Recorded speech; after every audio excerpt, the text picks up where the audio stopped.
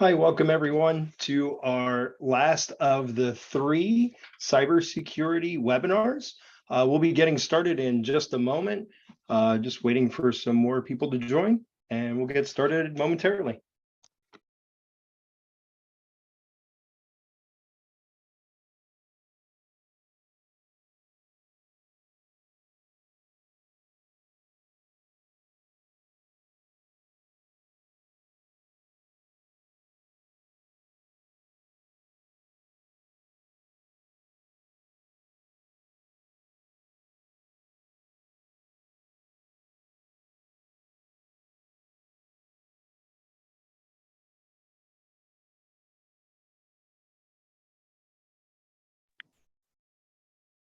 I see some of you are starting to answer the questions that are on the first slide in the chat. If you didn't do so, please go ahead and start answering questions 1 and 2.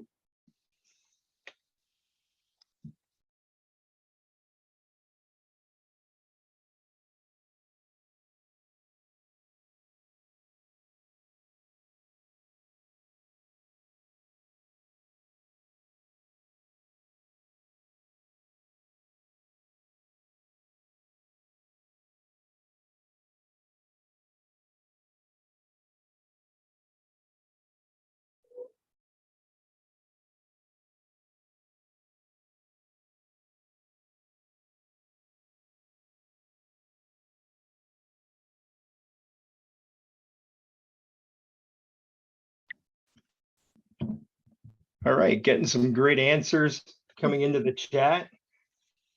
Looks great. And we'll get started here. Looks like some great answers there, talking about engineering design process. That's a favorite of mine. Yeah, very good. All right.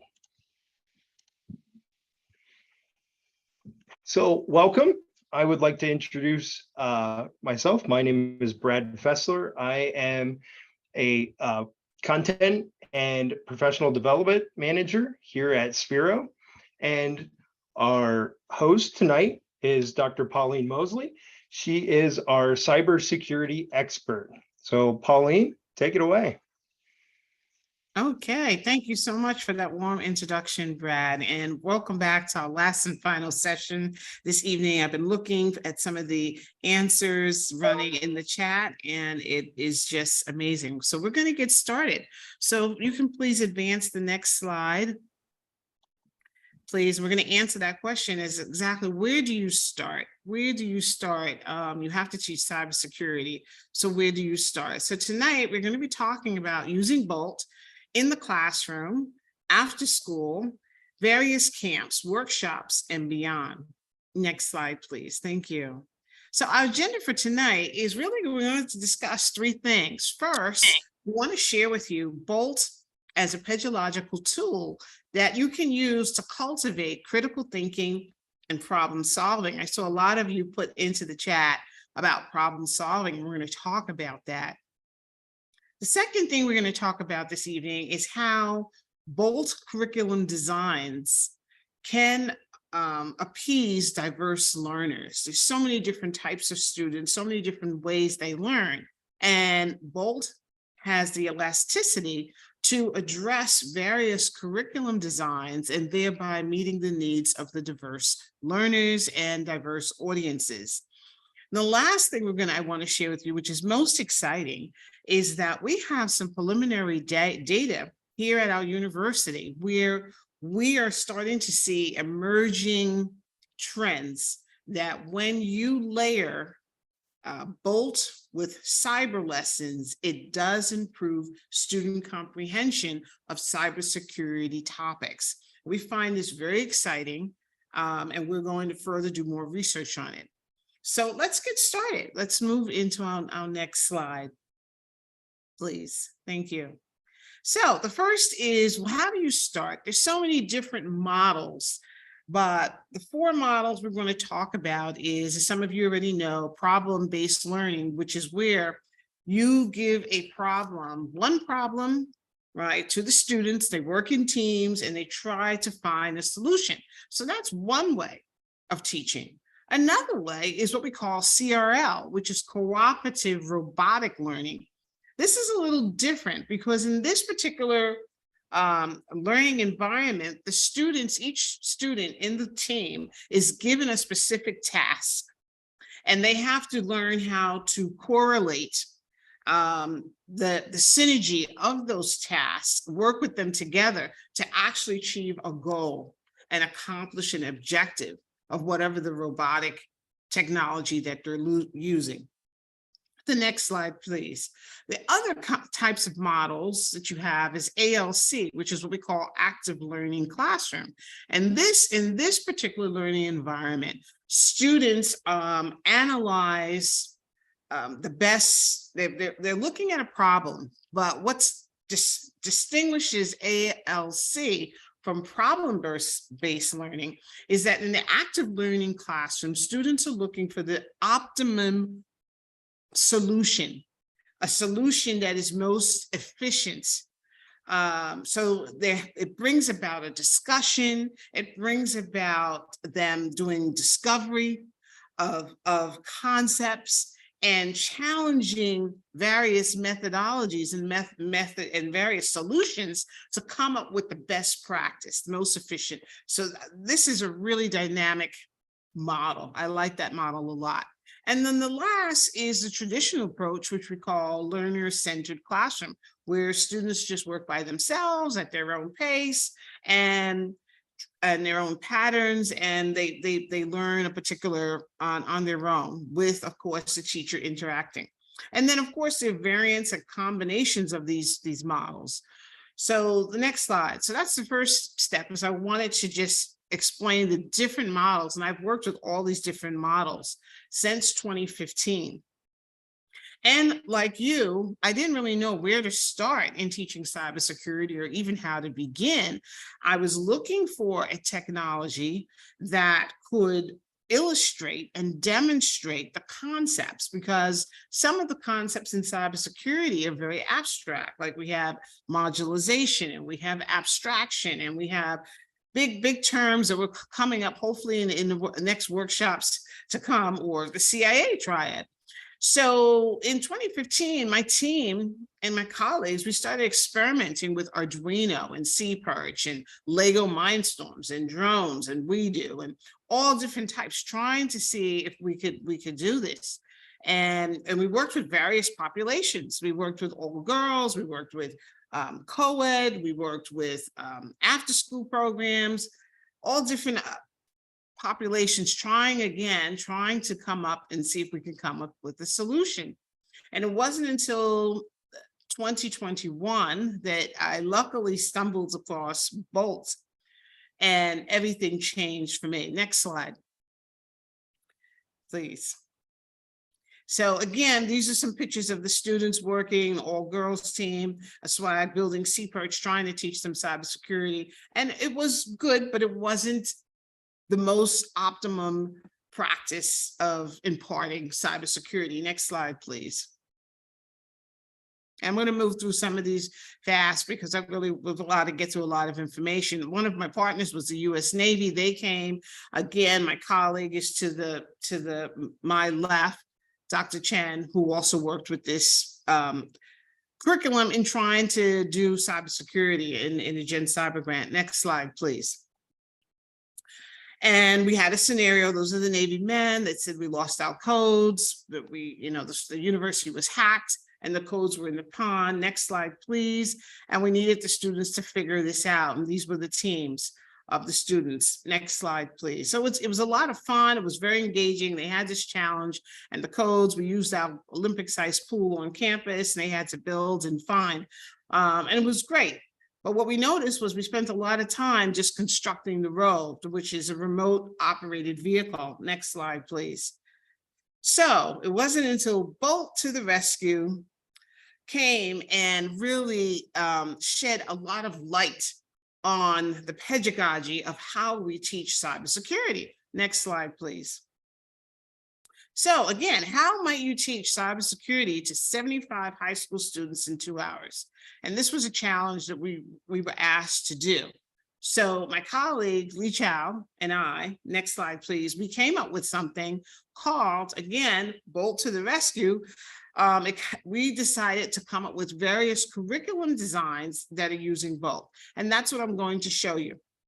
So again, we decided to do something called Cyber Arcade. We figured kids love games and we wanted to make this fun. So we had a series of stations. We had something called Cyber Jeopardy, which we're going to share with you today, Raspberry Pi, Cipher Wheels, and then we had Bolt, a whole section on Bolt and passwords, and they would rotate through these stations. So let me share with you this one approach, one curriculum design that you might want to imitate. The next slide, please. So there were 5 stations, 5 station masters. We had 1 laptop per station, 2 teams could be at a station, and 1 timekeeper. And there were 10 students per team. And they had 15 minutes at a station, and then they would rotate and rotate. So they were able to be exposed and engaged in these different topics that we felt were most important for them to learn a little bit about cybersecurity. The next slide, please. So essentially, the workshop logistics were, we placed 10 chairs in a row. So as soon as the students came in and they sat down, that was their team. Each row represented a team, and we gave them these Cyber Arcade books that explained the station masters and timekeeper, and we had a live scoreboard, all to make it engaging and fun and exciting for them. The next slide, please. So again, the day went, as you can see, the main seating, then they had 15 minutes at the different stations. We would ring a bell, go to your next station, go to your next station, and then the prizes that were awarded at each station. It only had 15 minutes. So again, this is a curriculum that you could make the stations longer, depending upon how much time you had, and again, how many students you're trying to immerse or expose or introduce a particular subject. The next slide, please. And again, each team had a scoring sheet. They got points at the station. They were given different challenges, which we're also going to share with you in the next upcoming slides. So the next slide, please. Thank you so much, Brad. So station 1, the very first station they went to was Cyber Jeopardy. And again, this is just like Jeopardy, and they had points. A number of questions that they could answer within 15 minutes. They would get points and write that down on their scoreboard. So we're gonna play a little of this game here, just so you can see how you can take a game, integrate it with cybersecurity, and make it fun and teach. So the next slide, please. All right. Over to Brad.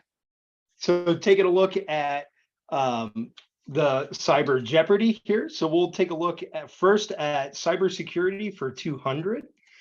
And if you don't mind, answer the question in the chat very quickly. What is a virus? I think we have to do another one. That is the answer. What is a virus? Oh, yeah. I'm sorry. Okay. I apologize. That's okay. That's okay. I was ahead of myself. That's all right, okay. Privacy for 100. To protect your privacy online, fill out forms only when the website says this. So go ahead and fill that out. It'll be in the URL portion of the website. So take a look.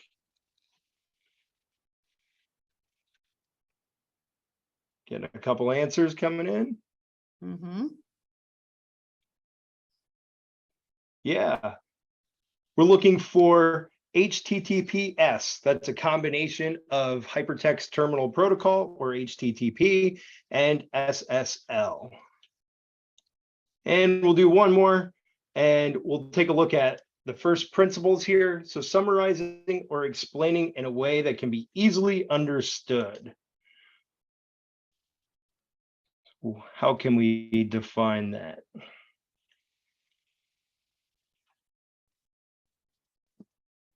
Give it just a quick couple seconds here.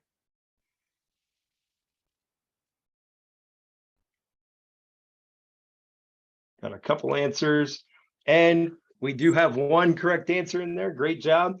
Abstraction. abstraction. Awesome. So thank you, Brad. Yes, so this is Cyber Jeopardy, and we are going to share this wonderful grid with you that Lee Chow and I customized. You can also get it off online as well, but we designed it. It's a PowerPoint presentation. You can actually change the categories, you can change the questions, and you can change the answers. So this is another great way, a fun way to get students really engaged in learning about cybersecurity. Next slide, please, Brad. So station 2 is Raspberry Pi, and that's my colleague there, Lee Chow. And at this station, what they had to do on the next slide was, this is really understanding the hardware, understanding the architecture. So here's the inside of the Raspberry Pi, and we asked students to identify, show us, where is the CPU? Where is a USB port? Because all of this is important in cybersecurity. Sometimes you need to know where the hardware is, because some of these viruses go and the programs actually affect parts of this firmware that we have on a motherboard, or in this particular case, Raspberry Pi. So they had 15 minutes to try to figure this out. And then the next slide, we would give them the answers and show them where these things were.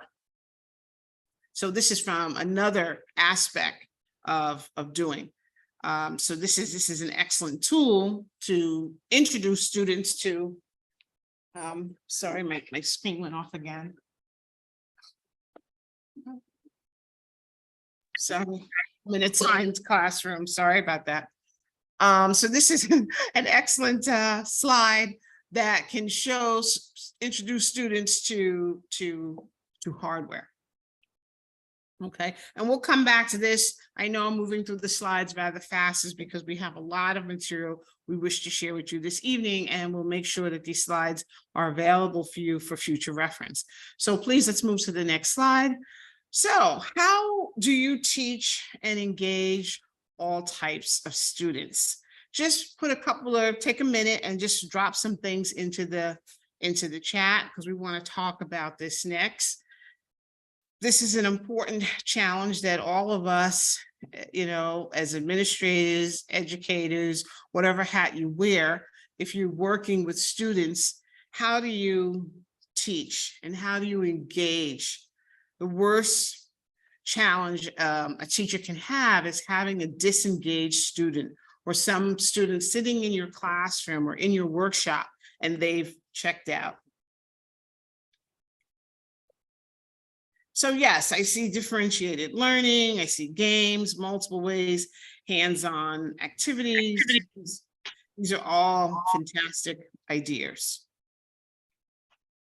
Great, enthusiasm and technology, excellent. Okay, so I'm gonna show you what we've come upon, maybe similar to what you're using.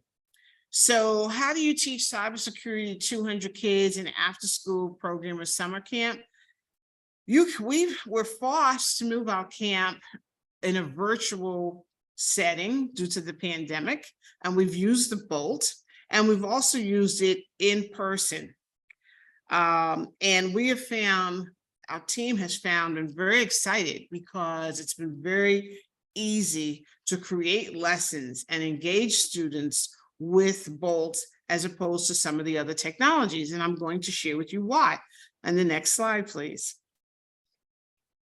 So first of all, this is our camp schedule, which we teach cybersecurity concepts in the morning, like you see, viruses and worms, ethical hacking. We teach different principles. Gen Cyber has these 10 principles that you have to cover, and we teach those. And then we teach various ciphers. This is a cryptography camp. So each day they learn a different type of cipher, whether it's Pigpen or Morse code or a Veneer cipher or Caesar cipher.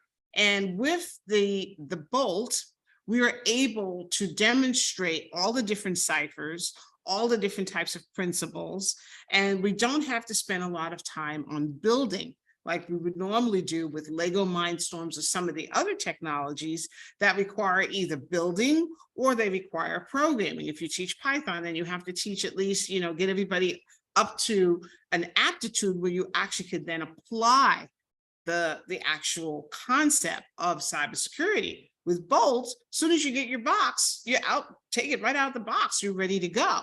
And because of the very low learning curve of the graphical user interface, the GUI that Sphero has, you're up to students of all different levels. You can adjust it right on the fly and everybody can be engaged. And so what you see is we put the teams, we put them in groups of teams. We like to use the metaphor of birds because we want our students to soar and fly high. So that's what you see there, the ravens and the hawks and the eagles, all these different things. And then we had a challenge at the end, which would assess and demonstrate if they really learned all of the concepts that we covered during the day. So this is just a sample draft. The next slide, please. So again, this is to show you the magnitude of our camp. Those are all the high school logos. And this was in 2021. We had 60 students, 2 countries, 12 states. And we did this on, we actually did this online, virtually. Can you believe it or not? We did a paradigm shift and it was a fantastic camp online. Next slide. So that shows you whether you're in person or in line, you still can do it. So we had students connecting to each other. We had them this was a contest where they would take a picture of their workstation and show us what they were doing with Bolt. And you see that in some of these pictures. The next slide. We brought in industry experts because we were online, we could do this. And so these were all of our cybersecurity professionals that came on for 15 minutes a day and did these dynamic infusion of lessons that took them from really immersed our students right into the companies of Google, of Microsoft, and top cybersecurity firms. And these executives shared a day in their life. So this was great. The next slide, please. So how do you teach cybersecurity in 45 minutes? Again, the number of students, the time frame, these are just all variants of what you can do. Next slide. Most of you are probably familiar with Take Your Children to Work Day. It used to be Take Your Daughter to Work Day, and then it shifted to Take Your Children to Work Day. We do this here out of university. And we use Bolt, and we were able you see the students there, my students are in the back, and then you see the students of the parents and faculty and staff and administrators who brought their kids to work that day, different ages, even down to 6-year-old. We had them working with the Bolt. So again, showing you, these slides are showing you the different audiences, different age groups, different time frames, and we're still able to teach them something about cybersecurity very, very easy. The next slide, please.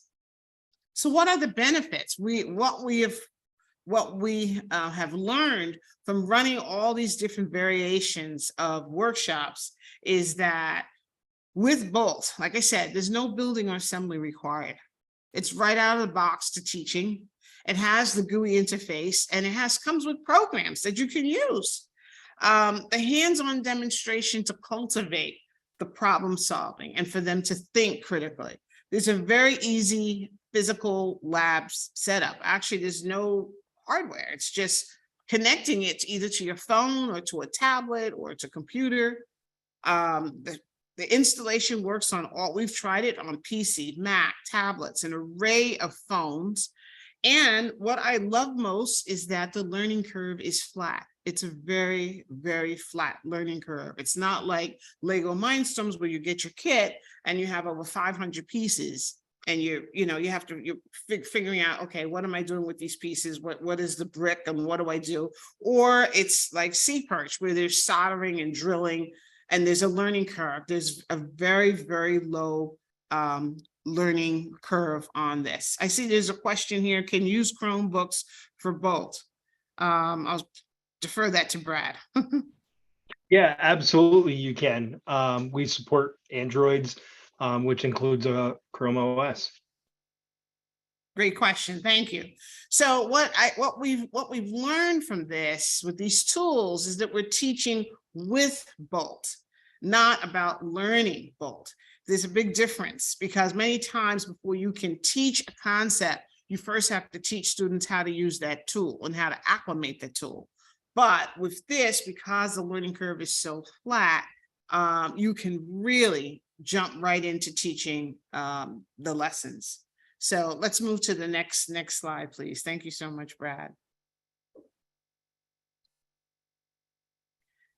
So, Bold to the rescue for teaching diverse learners. So what we want to share with you now is, again, how we're using it to teach and reach so many different types of students and how they learn. The next slide, please. So again, these are some curriculum designs that we have developed, but again, it's so open and it's so innovative that you can design and create your own. And that's what I love about this. So yes, we have, Sphero has come up, allowed me to work with them to help come up with these cybersecurity labs, which are there, which you can use. The Cyber Arcade, which you can teach students that learn through gaming. We've designed something called Cyber Arcade, which we're more than happy to share with you. There are other students that learn through rhythm and rhymes. And for that subpopulation, I've created something called Cyber Rap, created lessons where they put definitions to music and a beat. And that has taken off and been very well. Then there's cyber engineering. For students that need to build, what you can do is you can say, well, build a bridge and have Bolt to go over this bridge, or build a maze and see how fast Bolt can go through the maze. So they can build something that adds more functionality to their Bolt. Then there's Cyber Lights. I've used Cyber Lights in the New York School for the Deaf, which is in Hartsdale. And I've taught Bolt lessons to the New York School for the Deaf. A very, very moving and powerful lesson plan, because these students, although they could not hear, they were so astute in their other senses that we were able to teach them Morse code and cryptography using the lights through the Bolt. And it was a wonderful experience. You can also layer Bolt for students that need to be, you know, the honor roll type students, or the students, I call them the high flyer. There's always one or two in every classroom that knows the answer even before you begin. You can begin to layer Bolt working with other technologies to give them a more, a deeper challenge, okay? And then there's cyber ways to address those subpopulation of students who need the rehearsal and the reinforcement and the repetition again and again and again before the light bulb clicks. So you can say, okay, write a cipher, now put it to music, now put it to lights, now put it to dance, now put it, you know, different aspects of what Bolt has that you can do. And again, we're waiting for your designs, right? Waiting to hear what you come up with your innovation. And your student population, you design something for your students that meet their needs, and Bolt has the flexibility to do that. The next slide, please.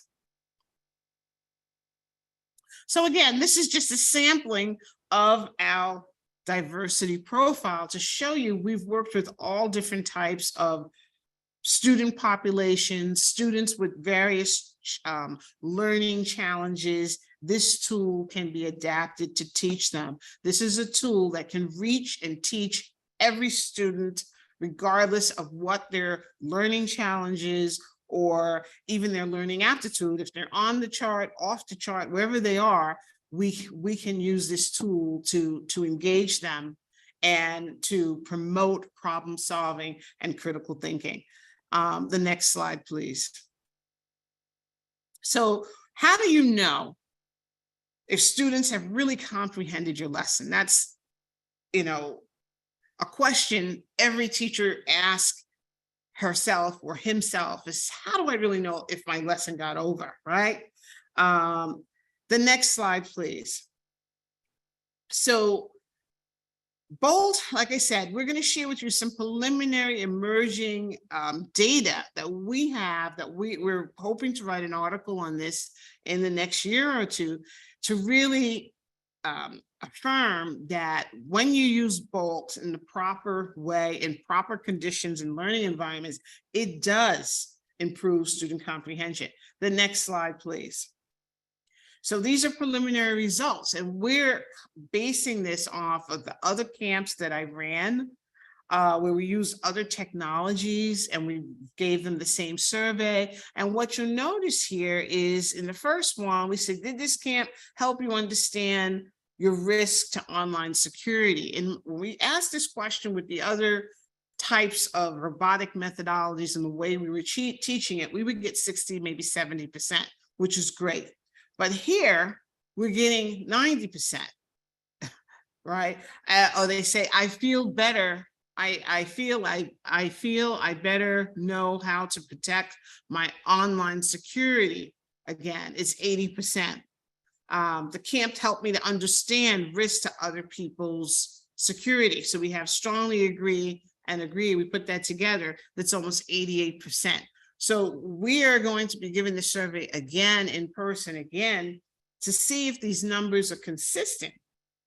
But what we are seeing is a trend that students are understanding better, and they're being able to demonstrate in their challenges and go back to their schools and demonstrate, and they're excited about it. The next slide, please. We also asked them again from the camp that, would they want to find a cybersecurity competition, right? Someone put in there the attitudinal, right? Their attitude changes. And the answer was yes. A large percentage of them said yes, they really wanted to do this. What we noticed, the second question, practice better safe online behavior. Okay, that's almost 90%. 90% of them are going to practice online. I mean, it means they understand it enough that they're going to be good citizens, digital citizenship, and care for others. And they're going to tell their friends and family about it.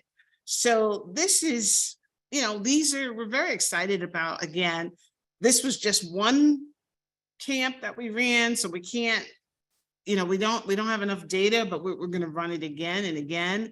And hopefully when you teach, cybersecurity, we can give you some assessments and surveys, and we can collectively put out data together to see if our hypothesis is correct, that, this tool is helping to not only engage students, but help them to understand it better. The next slide, please. Okay, I know I went rather fast, but we'll answer some questions. I'll turn it back over to Brad now. All right. So before we get to our giveaway, there were a couple questions that came in through the chat that we'd like to talk about here. Currently, we do have some cybersecurity lessons that are out there for Rover and for Little Bits as well. So you can find those in the EDU app as well as in Little Bits Classroom. And it's something we'll definitely look into, being able to start with some cybersecurity things with Indy, because it's obviously never too early to start learning, especially when it comes to cybersecurity and being safe online. So some other questions we have coming in. Let's see here. So one of the questions coming in here, Pauline, is how do you design a multi-age camp? So how do you address that age difference when you have all of them in the same place, same location at the same time? That's an excellent question. It's really the age is just the maturity level of the students, but it's basically the skill set, what they understand. You can have a 9-year-old that's really good with technology and a 16-year-old who isn't. So my suggestion would be to still use the tool if they're all in the camp together, design it based on their their skill level, or if they're all, one of the things we do is we always try to do a little bit of pre-assessment, and the students that pick up or comprehend concepts quickly, we try to put them in a leadership role or mentoring role, as I saw someone put into the chat. So that's something that, you could do. There's many design variants that you could do, but the age, it's not like you have to separate them out by age. The only reason why we've run our camps with separation of age is because of minors and different conditions. But if all of your camp is running from, let's say, 6 to 21, you still can use both. You may have to have an exercise, think of an example or an activity that appeals to all of them, because the interests are slightly different. But we can talk more offline on that if that's something you wish to get help in designing. Reach out to the folks to Sphero, and together we can help you design a curriculum for that.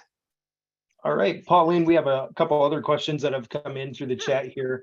What ratio of students per bolt would you advise when you're doing the cybersecurity lessons? Well, ideally, it's one student to one bolt. But again, it depends on how many students you have. If you're teaching, let's say 5 students or 10 students max, or 8 to 10, then it's ideal to have one student to a bolt. However, if you're teaching 50, you would not want 50 of these running or floating and rolling around. It becomes hard to manage. So it really, the answer to your question is you have to look at how many students you're going to have, that you're going to have in a classroom that you're trying to teach at one time. And if it's under 10, then try one each student to their own. If it goes above 10, right, then you start doing 2 students to a bolt. Then if your number gets really high, then you have to do the max, I would say, is 3 students to a bolt. After that, it's not really effective because it's the strongest student or the most vocal student who will steal the bolt and take over, and they don't get a really fair share. So there's a lot of designs and logistic designs that you have to think about. And even if you have, let's say, 50 kids, not all 50 have to be using the bolt at the same time. So you can split it up into 2 groups, and 25 are doing one activity and the other 25 are working with the bolt. Maybe half of the group is designing or thinking about their program or what they want it to do, and the other group is testing. And then you can switch it. So there's many ways to use this. So it depends on how many bolts you have, and that's a key question and a key requirement. And then determining how you design your curriculum based on how many bolts you have, how many students you have, and then how many assistants you have, because you're going to need assistants in the room to help you manage all of these bolts running, and you need space. The question is, how much space do you have? So there's a lot of things that have to go into designing your curriculum and designing an activity that runs seamless. A lot of factors that have to go in. So it's a great33question. Absolutely. And having a bunch of robots in the same room running at the same time, it may seem really chaotic, but they are super user friendly. So once the students are connected to them, you can have a bunch of them in the same room. That being said, a lot of the cybersecurity lessons are up off the floor as well, where the bolt is actually being used handheld. So in those situations, having the bolt in your hand and being able to do that is very valuable, and it's very engaging for the students that way. Thank you, Pauline, for that.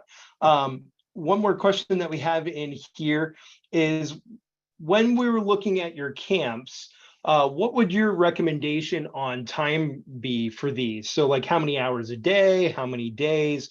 With your experience, what's your recommendation?